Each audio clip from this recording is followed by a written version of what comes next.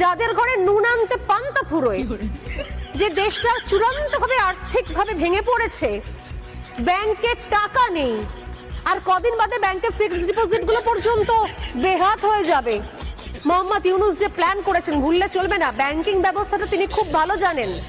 তিনি খুব ভালো জানেন যে ব্যাংকিং ব্যবস্থাকে সামনে রেখে কি করে মানুষকে দেউলিয়া করে দেওয়া যায়। যারা যারা যা ফিক্সড ডিপোজিট করে রেখেছেন সেগুলো পর্যন্ত সরকার লুটে নেবে। ইন্টারেস্ট দেওয়ার তো দূরের কথা, একাধিক জায়গায় স্যালারি দিতে পারবে না, মাইনে হবে না, এটিএম গুলো ফাঁকা হতে চলেছে।